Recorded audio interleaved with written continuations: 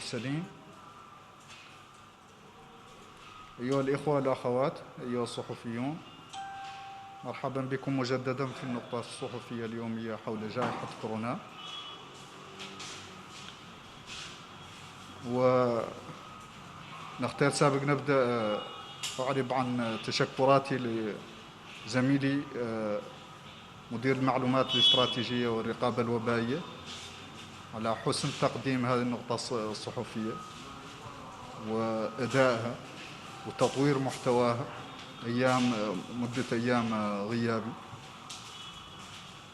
وهذا الغياب كيف تعرفوا كان بإطار قرار قبل معالي وزير الصحة بإجراء زيارات داخل البلد للوقوف على الوضعية الوبائية في الولايات، وأيضا لتقييم مدى جاهزية هذه الولايات المرحلة القادمة، يعني مرحلة ما يسمى بالتعايش مع الفيروس.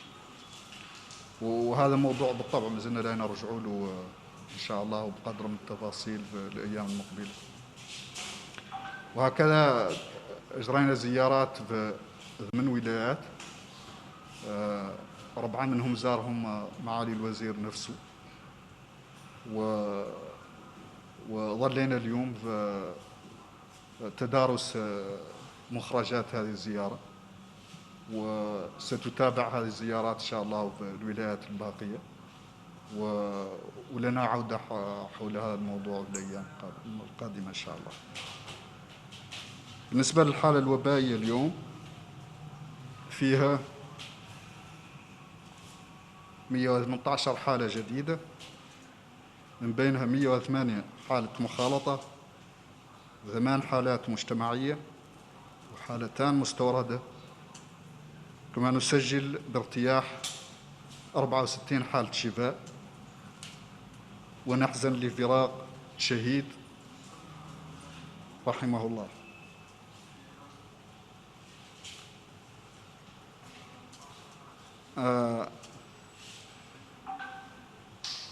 بالنسبة لعدد الحالات النشطة اليوم بلغ عددها 4025، من بينها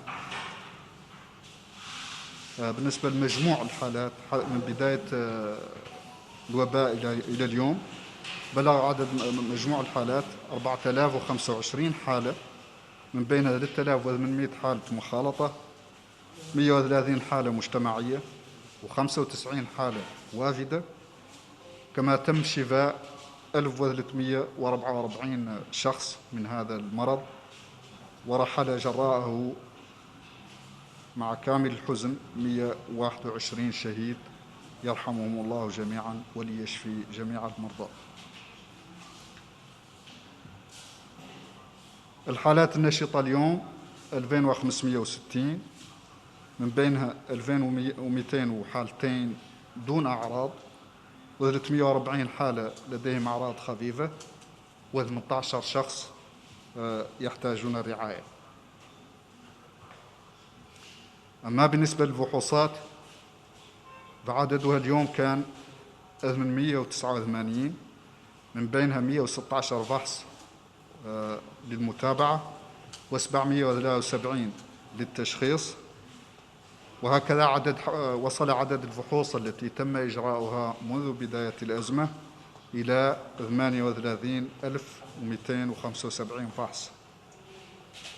وتتوزع فحوصات 24 ساعة الأخيرة على النحو التالي بين الولايات: 6 من الحوض الشرقي، 8 من الحوض الغربي، 12 من العصابة، 8 من قرقل، 14 من البراكنة، 36 من الترارزة، 5 من أدرار، 17 في نواذيبو، بحصين في تقانت، 9 في دماقة، 26 في الترارزة، 375 في نواكشوط الغربية، 180 في نواكشوط الشمالية، و191 في نواكشوط الجنوبية.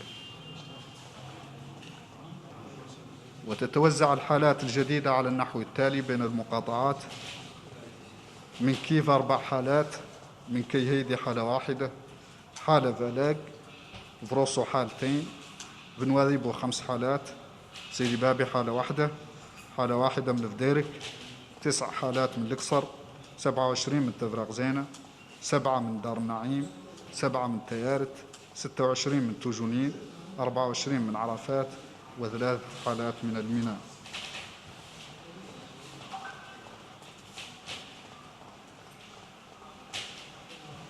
Chers citoyens, chers journalistes, bienvenue au point de presse quotidien sur la situation du Covid dans notre pays. Je voudrais tout d'abord remercier mon collègue, le directeur de l'information stratégique et de la surveillance épidémiologique, pour la qualité de la présentation de cette situation quotidienne et pour l'enrichissement de son contenu pendant les jours de mon absence.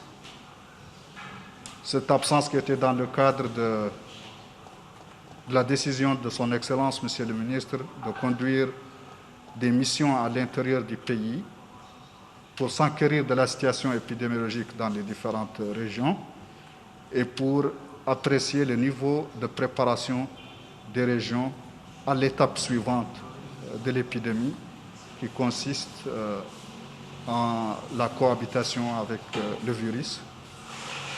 Nous reviendrons sur ce sujet certainement pendant les jours à venir. Nous avons jusqu'ici visité 8 régions, dont 4 étaient visitées par son Excellence, Monsieur le Ministre, en personne. Nous continuerons dans les régions restantes et nous avons déjà aujourd'hui, nous nous sommes penchés déjà aujourd'hui sur les outputs de cette mission, de ces missions qu'on a effectuées, pour analyser l'information qu'on a collectée dans les régions et voir dans quelle mesure on peut répondre aux quelques manquements et les améliorations nécessaires. Quant à la situation épidémiologique de la journée d'aujourd'hui, elle comporte 118 nouveaux cas enregistrés durant les dernières 24 heures. Parmi ces cas, 108 sont des cas contacts, 8 cas communautaires, 2 cas importés. Nous avons enregistré avec succès la guérison de 64 patients qui étaient suivis et déplorons un décès qui s'est produit pendant les dernières 24 heures. Narjullah lahu rahmata wal ghufran. Ainsi, le nombre total de cas enregistrés dans le pays depuis le début de l'épidémie atteint 4025 cas, dont 3800 cas contacts, 130 cas communautaires, 95 cas importés. Nous avons enregistré jusqu'ici 1344 guérisons de cette maladie et malheureusement, nous avons perdu 121 de nos citoyens et de nos hôtes. Yarhamuhumullah jami'an wa liyashfi al-jami'. Quant aux cas actifs aujourd'hui, ils sont au nombre de 2560, dont 2202 cas asymptomatiques, 340 présentant des symptômes légers et 18 nécessitant un suivi rapproché. Pour ce qui est de la répartition des cas par Muqata'a, elle est la suivante. 4 cas de Kifa, 1 à Kaïdi, 1 à Aleg, 2 à Rosso, 5 cas à Nouadhibou, 1 à Selibabi, 1 cas de Vderik, 9 d'Iqsar, 27 de Tevrak Zena, 7 cas de Dar Naïm, 7 de Théaret, 26 de Toujounin, 24 d'Arafat et 3 cas d'Elmina. Assalamu alaikum wa rahmatullahi ta'ala wa barakatuhu wa ila radin insha'Allah. نتمنى السلامة للجميع. مشاهدينا الكرام، نعود لتكملة ما تبقى من نشرة السادسة، حيث ترأس وزير الصيد والاقتصاد البحري أمس بالمقر الجديد للشركة الوطنية